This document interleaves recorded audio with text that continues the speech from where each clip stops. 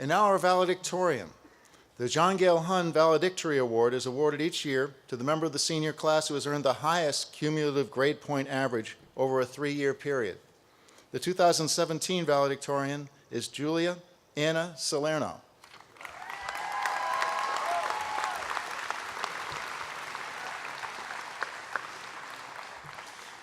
One of Julia's teachers describes her as a trusted friend and academic star who seems to live and breathe excellence. In the classroom, she's known for her mature perceptiveness and true love of learning, and personally, she's known for her steady, friendly, and modest approach to life.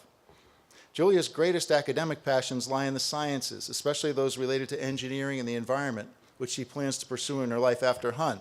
In fact, she once admitted reading a book about the periodic table on the beach, just for fun, much to the amusement of her family. Julia absolutely personifies the Hunn ideal of the scholar-athlete. She was a soccer captain and a 4-year varsity member of the soccer and lacrosse teams, where she was both a fierce competitor and a much-loved teammate.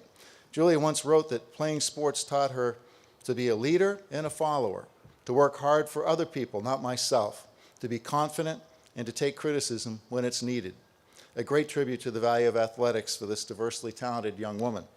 Julia is also a talented artist who has pursued art at a high level in her time here and says she uses art as a balance to the science side of her brain. And Julia was also founder and co-leader of the Hunn Environmental Club.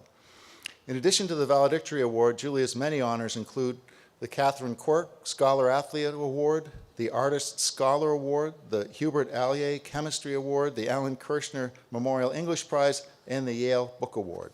Julia will attend Carnegie Mellon University this fall. On behalf of the faculty, I'm proud to present this year's John Gale Hunn Valedictory Award to Julia Anna Salerno.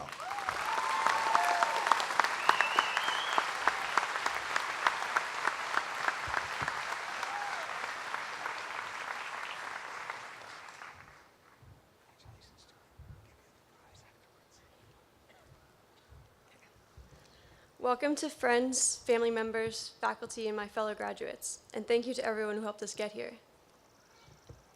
I want to say a special thank you to my family for always being supportive and just the right amount of crazy, and to my big brother Mike, who for breaking in our parents. You may not know it, but I do look up to you, so thank you. My job with this speech today is to help us all say goodbye to the chapter of our lives that concludes here. We are on the brink of big changes, bittersweet, inevitable, and terrifying and beautiful all at the same time. Once we step across this stage, there's no going back. Our time here will be something that we all remember for the rest of our lives. The good, the bad, and everything in between. How it came to define us as individuals, and how we came to be defined together as a grade. The personalities we grew into, and the ones we grew out of as the years passed. All of it will forever be a part of us. Remember your friends from freshman year, and your friends from this year.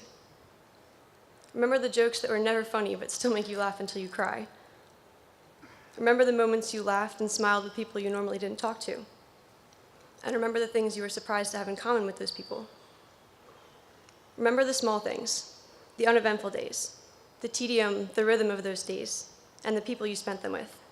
Because if we're honest, those days make up most of our time here. And they'll probably be the days that we miss the most, the days we take for granted. The simple, consistent reliability of those days, those faces, those almost subconscious movements that carried us from place to place, so often we could do it with our eyes closed. Remember also the exciting days, the opening nights, the big rivalry victories that have passed into school legend. Like girls soccer winning the state championship and the whole school rushing the field. Football's three-peat Maple championship. Hockey's four-peat in the county tournament. Baseball winning states, and softball winning both Maple and states. Not to mention boys lacrosse playing for a national championship on TV. All these moments make up part of the legacy we've left for others to follow. Remember the teammates, band members, cast members, the people you spent the most time with, and the ridiculous things you did together. The things you and your friends tell stories about now, and will probably tell stories about to your kids someday. Remember the embarrassing moments from freshman year that you can laugh about now that you have a little confidence. And the kick-ass moments when you worked really hard for something and it turned out perfect. And also the times you worked really hard or studied really hard and still failed. Because that's bound to happen too, and we've all been there. At those points, most people, myself included, tend to freeze up a bit, and it can be difficult to try that hard again, to put yourself on the line like that, make yourself that vulnerable for fear of failing again, and having it all go to waste. But I think, and from personal experience, that being afraid to mess up is the most surefire way to guarantee that you will mess up. It's a self-fulfilling prophecy. It's easy to be scared of failure. Easy to just avoid it altogether by not trying. Easy to not get involved and point blame at others instead. It's safe that way. But what was ever accomplished hiding behind safe and easy? So my one message that will hopefully help all of us moving forward is this: have courage. The courage to make mistakes. Feel that frustration, that disappointment. Feel it, give it the time it deserves, and then move on from it. Have the courage to be yourself. Not just when no one else is around, but all the time. Especially when people don't agree with you, because there will always be those people.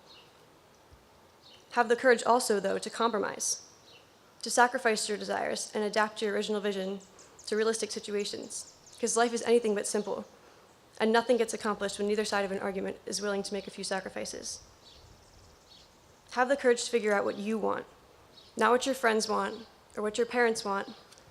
Mom, Dad, I'm not saying that to listen to your parents, because you guys are right most of the time, pretty much all the time, but at the end of the day, it's your decision, so make sure it's something that you want and not something other people tell you you should want. Find what it is that makes you the happiest, something you could do all day without getting tired of it, and then talk about it for hours afterwards. It may take a long time, but when you find it, if you're brave enough to really look, you'll know and you'll never go back. It won't be all fun and games either. Everything worthwhile takes work and takes time. But if you have that courage and you've found something you're passionate about, the work will be something you want to do, something you can't get enough of, however painstaking or difficult it may be at times. And even when it kicks your ass, you want to come back for more, be better the next time around. And if you put that much work in and you're passionate about whatever it is that you found, you'll be happy. So have courage. Go forth from here and face this uncertain world of ours. Our generation has been dealt a difficult hand. We're the ones who will have to deal with $20 trillion in national debt when we enter the workforce, not to mention the most polarized political divide in decades. Who knows what the next years will bring? But among these faces, I've seen people with the potential to bridge that gap. And I think we're up for the challenge.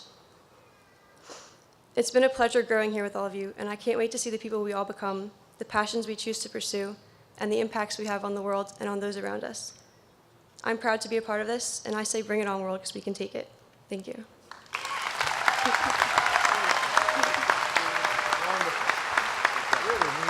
Beautiful. Feels good, huh? Doesn't it?